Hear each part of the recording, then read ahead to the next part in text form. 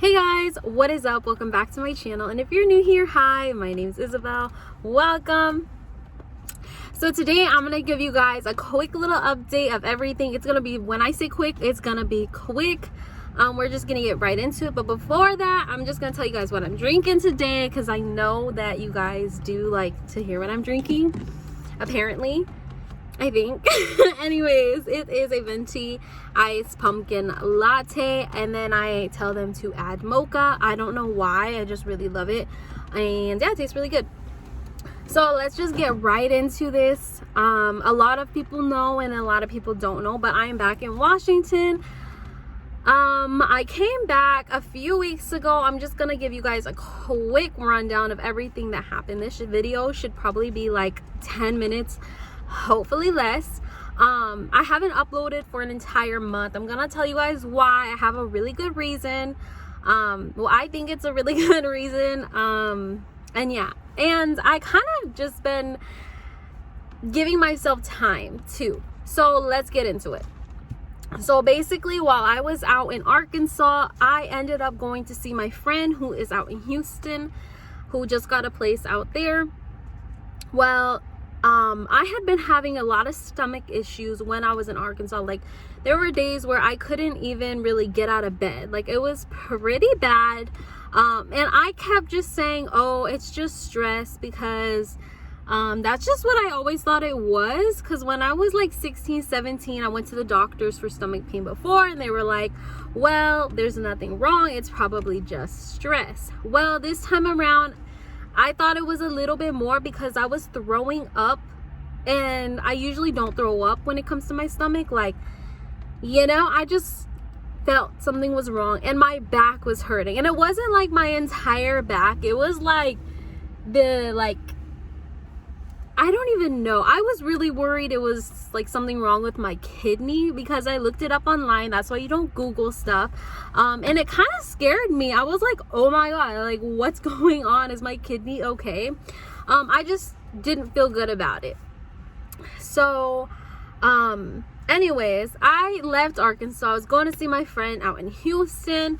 Well, I get to Houston. It's a 5-hour drive. It's like 5.5 hours from Arkansas, where I was, to my friend's place out in Houston.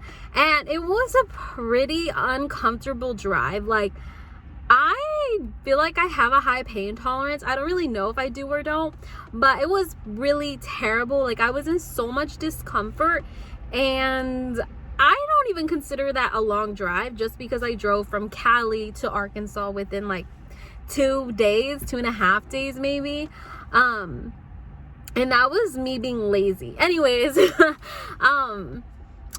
I don't know. I was a little worried when I got there, but I was like, maybe I'm really, really stressed. Like, it has to be the stress. And I just would literally always be like, ew, I'm just stressed. Like, so many people have heard me talk about my stomach and been like, are you okay? And it says, like, it's hurt for weeks before and months, and it's just like a pain that's always there. And I've always been like, I'm just stressed, you know? And I hadn't gone to the doctors for this since I was like 16, 17 years old.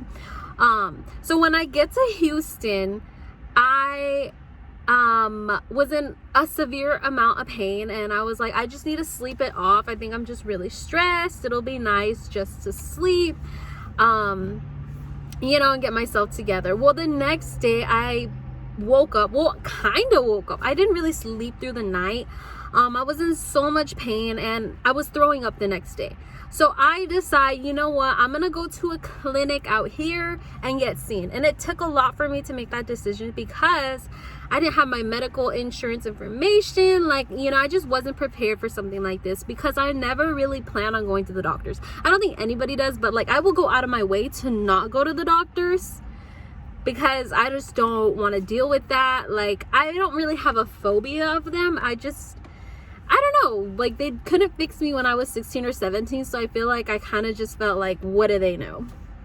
Well, the next day when I go to the clinic, they're like, well, we can't see you because you've never seen a doctor here, and because of COVID, yada yada. So I'm in so much pain. By this point, you guys, I was just like crying. Like, on my way back, I was like, not like hysterically crying. It was just like, oh my gosh, like I'm in so much pain, like what's going on? And I was just so frustrated. So I get to my friend's place and they were like, hey, I think you should get an ambulance, because I could barely drive back to their place. So I was like, okay, yeah, I'll get an ambulance. And didn't even I just was so desperate to like find out what was wrong with me, and I couldn't even drive. Like I was in so much pain. Don't mind my eyebrow. The lady at the place messed it up. You guys can't really see it probably, but like right there, she messed my motherfucking brow up. I always let them grow out, so that's just what I'm gonna do again. But I'm a little tired of them messing up this eyebrow.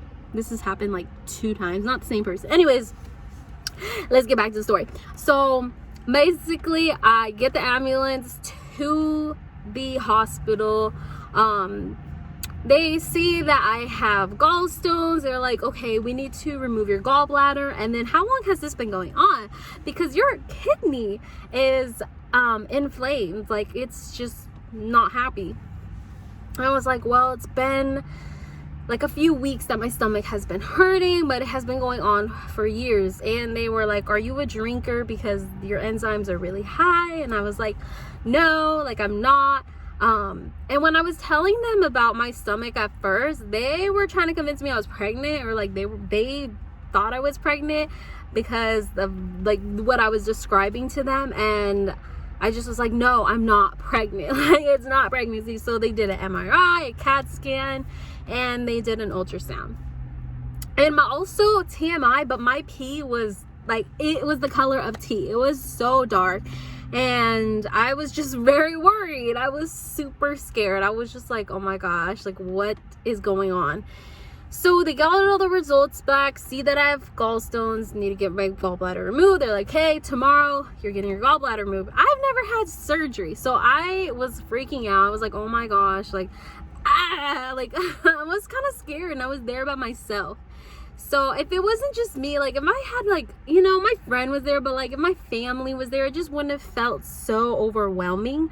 But I just felt so alone. Like that's part of the reason why I was like, I'm going home, because it just made me realize like I am really alone when, you know, like when I'm not in my home state. And I didn't like that feeling. I didn't like it at all. So that they do the surgery, and then they're like, okay, well, you might have some stones left, we need to go back in. So then they go back in, take some out, and yeah, they were like, okay, you're good, you're ready to go home. But I still felt like terrible. I was just like, I don't think I'm ready. But they were just like, no, you're good, like it's just the surgery, which didn't make sense to me, because the lady next to me had the same surgery and she was good. Like the next day she was walking around better than I was. Like I could barely walk up straight. And there was a point in the night where I was in so much pain, and I was like, can I get morphine? Because they gave that to me when I first was there. I've never taken morphine like that till you know, I had this surgery. And I've never had like a panic attack, but I had like something was going on, because I couldn't breathe, and I just was like, I was just freaking out. And I just think everything was so overwhelming. Everything felt so small around me, and like I couldn't breathe, y'all. I was like, and the poor nurse was just like, it's okay, it's okay. She was the nicest nurse to me, and I felt so bad for like doing that. And I just felt like, and then I just started crying, and I just was like, oh my gosh. So they released me a couple days later. They were like, you're fine. So I left and whatever. So I get a ticket back home. I still felt really terrible, actually. I'm on the plane. It was the most uncomfortable plane ride ever. Like I was in just a lot of pain. I was like, okay, it's because I'm on the plane. Like I'm just overexerting myself. This is a lot, especially for like 2 days after surgery. Like I'm doing a lot. So I get home, and I'm good for like the first 2 days, but then the third day I start throwing up. Yeah. And my energy is super low again. And I just felt how I felt after surgery, like really shitty. And I was like, I don't feel good. Like I did not feel well at all, like at all. And I was like out of it. I felt really out of it. And so I get taken to the ER and they're like, oh, you have jaundice, like let's get you up there right away. So you know how usually you have to wait? Well, I didn't have to wait because I was in so much pain, you guys. I was so glad I did not have to wait though. I was just like, thank God. So I really would have cried. So I go up and they do a CAT scan and they're like, okay, so we're gonna take a pee sample from you and then we're gonna do a CAT scan. So first of all, with the pee sample, they saw that I had a UTI and they were like, oh, well, you have a UTI. They were like, we don't know how the Houston hospital didn't catch that, but you have a UTI.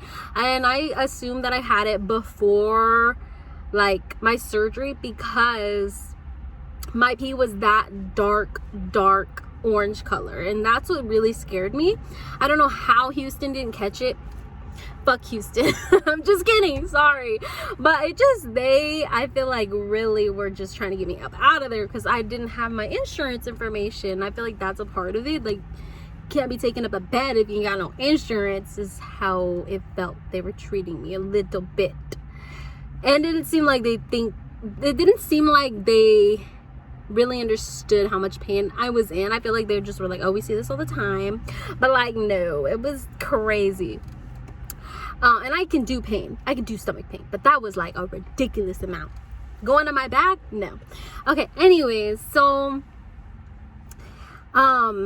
they do the CAT scan too. And they were like, oh, you have stones like blocking still. And I was like, oh, I was so relieved because I was like, this means that they know what the issue is. This means that they'll know how to fix me. You know what I'm saying? So they put me in surgery, took him out, everything like that. And it was just a whole thing. I stayed in the hospital a couple more days. They were like, yeah, your kidney's really inflamed. Like, the enzymes are really high. They also were like, are you an alcoholic? Like, they didn't say it like that. They're like, are you a heavy drinker? And I was like, no. So it was just really concerning to them why my enzymes were that high, I think still after surgery. So I don't think the Houston people really were trying to fix me that well. Yeah, because that really sucked. Anyways, I ended up coming back home because I really, just was like, flip, I need to be taken care of, I need to heal, like all this stuff. And that was just a whole stressful time for me. I did end up selling Roxanne the van. I'm going way over 10 minutes, but I'm trying my best to hurry this up. So I sold Roxanne the van, and it's sad, it sucks, but that's okay. I had this car. This is a Volkswagen Jetta. It's a lot old. It's like a 2002. His name is Sylvester. I bought him when I was 18. Actually, it was the first car I bought, and then I traded him for someone's bug. Like, yeah, it was just, yeah, my family member's bug. And yeah, this whole thing. But yeah, this is my first ever car that I bought. I really love him a lot. This is Sylvester. But basically that's everything that happened. I'm gonna be renting out a place next month, the beginning of next month. Coming back home for me was a little bit hard because I just don't really like depending on people for stuff, and I felt like just not independent. I really love being independent and kind of doing my own thing and handling stuff myself and getting through it no matter what. But after that, it just made me feel like a kid again. And I was like, I just felt like I really wanted to be taken care of, and it took the time to heal. And that's also why I wasn't really updating you guys on my channel and stuff like that. And yeah, so in the place that I'm getting, it's not an apartment, it's like a back house. It's like an in-law house, like behind someone's house. It's like it's honestly like a little studio. Fun fact, you guys, a lot of people don't know this, but let me tell you guys, people are like, oh my gosh. Anyways, when I was 19, that is when I had my first studio. So it was on the other side of someone's house, but it had like a separate entrance. It had like a little kitchenette, its own bathroom, and then it was just like a little flat basically, and it was super duper little. But that was my first place, and that's when I first started like paying hefty like hefty big grown-up adult bills was when I was 19. And then that's when I decided, like, this is not what I really want to do. I kind of want to just relax, have some fun, learn who I am, like kind of just like enjoy life. And also that was in Oregon. And yeah, it was just this it was just like a big learning experience for me, especially being 19. Like, I didn't want to pay bills like that for the rest of my life. And I was like, I know if I start now, there's no end to this. It's going to keep going and going and going. And I learned that real fast. But I feel like I'm at the age now where it's like, okay, like I've done things, I've seen things. I'm older now, like, you know what I'm saying? I feel like this is a time for me where it's like, okay, I'm ready, like, to do this. And like, I will willingly do it, because then it was like, it just wasn't the same as it is now. And I also want to go to school in December, like for the fall, the winter quarter and everything like that. I'm just really excited for all of that. Do I still want to travel? Yes, of course I want to travel. And I think I will, on my days off, do like mini road trips, or like take time off to go travel, do things that I really want to do. I really want to try to go to New York and just like, you know, I want to get better at vlogging on this channel, and I think that would be really fun to vlog like a New York trip once I have a camera and everything like that, because right now it's all on my phone. Anyways, you guys, thanks so much for sitting through this and getting this update. Basically just wanted to let you guys know what was going on. So yeah, I did have surgery, and I was basically just regrouping, healing. It took a lot longer to heal than it should have, just because of the amount of times they had to go back inside of me after my surgery. But I hope that you guys enjoyed this video. If you haven't yet, make sure to like, comment, and subscribe. And I will see you guys next video.